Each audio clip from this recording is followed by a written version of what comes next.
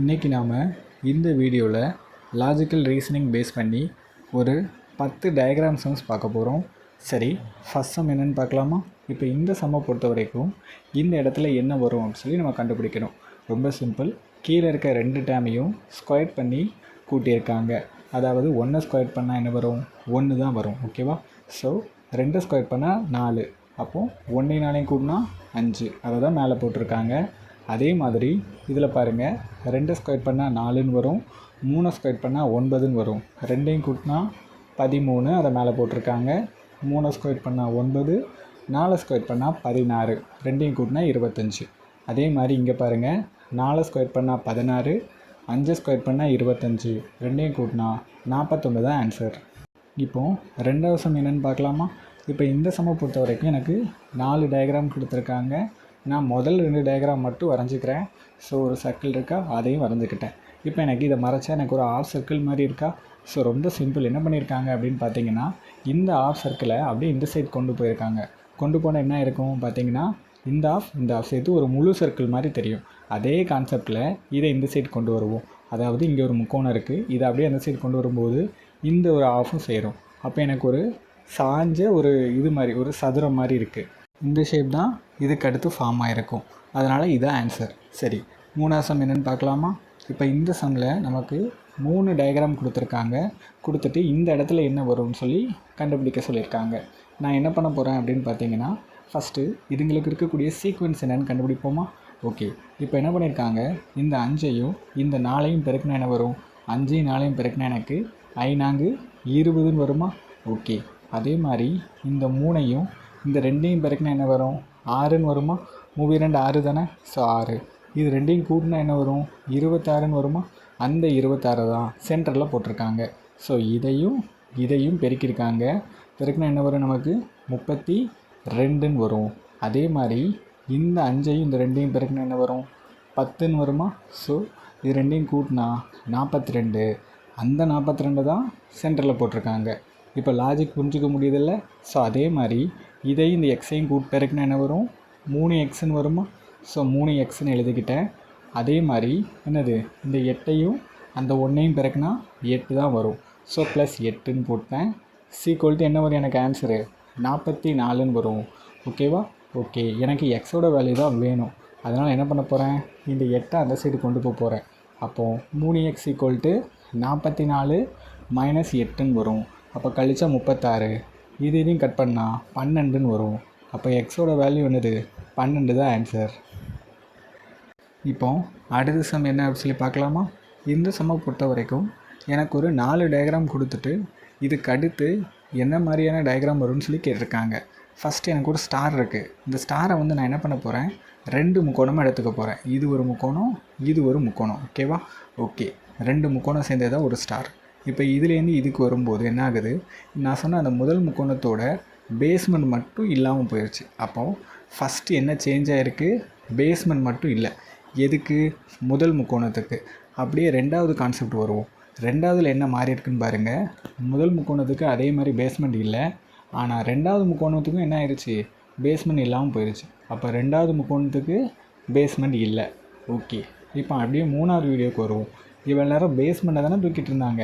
இதில் என்ன பண்ணிட்டாங்க அப்படின்னு பார்த்தீங்கன்னா, ரெண்டாவது முக்கோணத்தோட ஒரு சைடை காணும். அதாவது இங்கே இருக்கக்கூடிய இந்த சைடு காணும். அதாவது ரெண்டாவது முக்கோணத்தோட ஒரு சைடு மிஸ் ஆயிடுச்சு. இப்போது இதில் என்ன வந்துச்சு, ஒரு முக்கோணத்துக்கு பேஸ்மெண்ட் போச்சு. அதே மாதிரி ரெண்டாவது முக்கோணத்துக்கும் பேஸ்மெண்ட் போச்சு.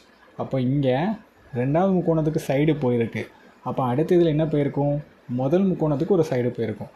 அப்போ முதல் முக்கோணத்தோட சைடுனா எது அப்படின்னு பார்த்தீங்கன்னா, முதல் முக்கோணம் இது தான் எனக்கு. சரிங்களா? இதோட சைடு போயிருக்கும். அப்போ இந்த மாதிரி ஒரு இமேஜ் வரும். ஸோ இந்த இமேஜ் தான் ஆன்சர். இப்போ இந்த சம்மை பொறுத்த வரைக்கும் நமக்கு இதில் என்ன வேல்யூ வரும்னு கண்டுபிடிக்கணும். ஃபஸ்ட்டு இதுக்குள்ளே இருக்கக்கூடிய அந்த லாஜிக்கை கண்டுபிடிப்போம். ரொம்ப சிம்பிள். இந்த சம்மை பொறுத்த வரைக்கும் நீங்கள் ABCD எழுதிடணும். நான் கீழே ஸ்லைட்டில் காட்டுறேன் பாருங்கள். A = 1, B = 2, இந்த மாதிரி நீங்கள் எழுதி வச்சிடணும். எழுதிட்டு Wக்கு நேரம் என்ன இருக்குது? 23 இருக்கா? Tக்கு நேரம் 20 இருக்குது. இது 2ஐயும் கழிச்சா 3ன்னு வருதா? இந்த லாஜிக்கில் தான் இருக்குது. Sக்கு நேரம் 19 இருக்குது. Dக்கு நேரம் 4 இருக்குது. இது 2ஐயும் கழிச்சா 15ன்னு வரும். அதே மாதிரி Jக்கு நேரம் 10, டிக்கு நேராக 20, இது ரெண்டையும் கழிச்சா 10ன்னு வரும்.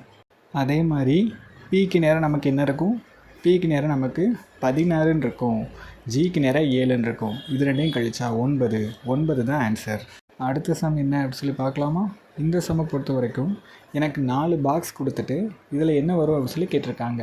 ஃபஸ்ட்டு பாக்ஸில் பாருங்கள், இந்த டைரெக்ஷனை நோக்கி அந்த புள்ளி வைக்கப்பட்டிருக்கு. அதே மாதிரி 3வது பாக்ஸ்லேயும் இந்த டைரெக்ஷன் நோக்கி வச்சுருக்காங்க. 2வது பாக்ஸில் இந்த டைரெக்ஷன், அப்போ 4வது பாக்ஸ்லேயும் இந்த டைரெக்ஷன் நோக்கி தான் இருந்திருக்கணும். இந்த டைரெக்ஷன் நோக்கி புள்ளி எங்கே வச்சுருக்காங்க பாருங்கள், இதுலேயும் இருக்குது, இதுலேயும் இருக்குது. அப்போ இதுவும் கிடையாது, இதுவும் கிடையாது. இப்போ மறுபடியும் கொஸ்டினுக்கே வருவோம். கொஸ்டினில் ஃபஸ்ட்டு பாக்ஸில் பாருங்கள், நமக்கு 2 லைன் இருக்குது. ஓகேவா? ஸோ ஃபஸ்ட்டு பாக்ஸில் 2 லைன் இருக்குது.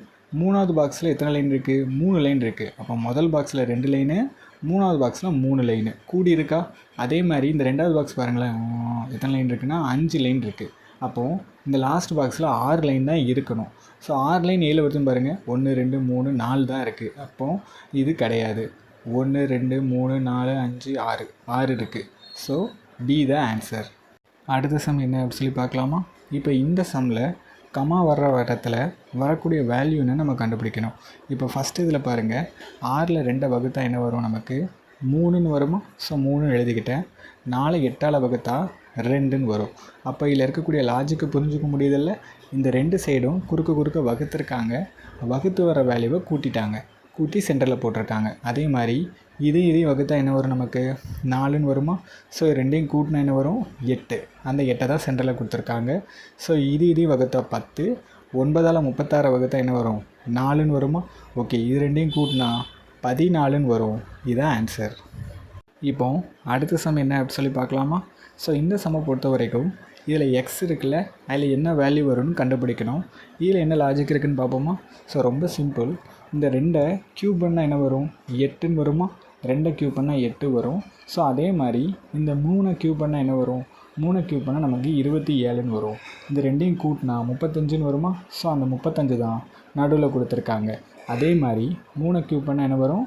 27ன்னு வரும். 4 க்யூப் பண்ணால் 64ன்னு வரும். ஸோ இது ரெண்டையும் கூட்டினா என்ன வரும்? 91ன்னு வரும். அந்த 91 தான் கொடுத்துருக்காங்க. ஸோ 5 க்யூப் பண்ணால் 125, 4 க்யூப் பண்ணால் 64, இது ரெண்டையும் கூட்டினா என்ன வரும்? 189ன்னு வரும். ஸோ இதுதான் எக்ஸோட வேல்யூ. இதுதான் ஆன்சர். அடுத்த சம் என்ன அப்படி சொல்லி பார்க்கலாமா? இப்போ இந்த சம்மை பொறுத்த வரைக்கும் நமக்கு ஒரு 4 டயக்ராம் மாதிரி கொடுத்துருக்காங்க. ஸோ இந்த 4 டயக்ராமில் ஃபஸ்ட்டு இருக்குது பாருங்கள், 1 2ன்னு கொடுத்துருக்காங்க. ஸோ இது ரெண்டையும் பெருக்குனா என்ன வரும்? 2ன்னு வருமா? ஸோ அந்த 2ஓட ஒரு 1 கழிச்சிருங்க, கழிச்சிட்டா என்ன வரும்? 1ன்னு வரும். ஸோ அதை தான் மேலே கொடுத்துருக்காங்க. அதே மாதிரி இது ரெண்டையும் பெருக்குனா என்ன வரும்? 6ன்னு வருமா? ஸோ 6ஓட 1 கழிச்சிருங்க, கழிச்சிட்டா என்ன வரும்? 5. அதை தான் மேலே கொடுத்துருக்காங்க. ஸோ இங்கே 4 5, தப்பாக எழுதியிருக்குன்னு நினைக்கிறேன். ஸோ இதில் 4 5ன்னு வராது. அப்போ என்ன வரும் அப்படின்னு பார்த்தீங்கன்னா, இதில் வந்து என்ன வரும் அப்படின்னா 3 4ன்னு வரும்னு நினைக்கிறேன். ஸோ கொஷினையே நான் தப்பாக எழுதியிருக்கேன். இந்த மாதிரி நீங்கள் தப்பாக எழுதிடாதீங்க, ஏன்னா ஒரு சின்ன மிஸ்டேக்கு அடுத்த வருஷத்துக்கு கூட்டு போயிடும். ஸோ 3 4 பெருக்கினா என்ன வரும்? 12ன்னு வருமா? ஸோ அதுலேருந்து 1 கழிச்சா 11ன்னு வரும். ஸோ அதை தான் மேலே கொடுத்துருக்காங்க. ஸோ அதே மாதிரி 4 5 பெருக்கினா 20ன்னு வரும். ஸோ அதுலேருந்து 1 கழிச்சா 19 தான் ஆன்சர். அடுத்த சம் என்னென்னு பார்க்கலாம். இது ரொம்ப பேசிக்கான சம்மு, ஆனால் அவசரத்தில் பார்த்தா வராது. என்ன பண்ண சொல்லியிருக்காங்கன்னா, இதோட வேல்யூ என்னென்னு கண்டுபிடிக்க சொல்லியிருக்காங்க. ரொம்ப சிம்பிள். இந்த முதல்ல இருக்க டேமையும் இந்த லாஸ்ட்டாக இருக்க டேமையும் கழிச்சிட்டாங்க. கழிச்சிட்டா என்ன வரும் நமக்கு? 13ன்னு வருமா? ஸோ 20ல் 7 கழிச்சா என்ன வரும்? 13. அதை நடுவில் கொடுத்துருக்காங்க. இங்கே 30, இங்கே 22, கழிச்சா 8, அதை நடுவில் கொடுத்துருக்காங்க. 40 28, கழிச்சா என்ன வரும் நமக்கு? 40 - 28, கழிச்சா என்ன வரும்? 12ன்னு வருமா? ஸோ இதான் என்னது? ஆன்சர். இந்த வீடியோ ஃபுல்லாக லாஜிக்கல் ரீசனிங்கில் டயக்ராம் பேஸ் பண்ணி வரக்கூடிய சம்ஸ் 1 2 பார்த்தோம். இன்னும் நிறைய சம்ஸ் இருக்குது. ஸோ அதை 1 by 1 பார்க்கலாம். உங்களுக்கு இந்த வீடியோ சம்மந்தமாக ஏதாவது டவுட் இருந்தால் கமெண்டில் கேளுங்க. தேங்க்யூ.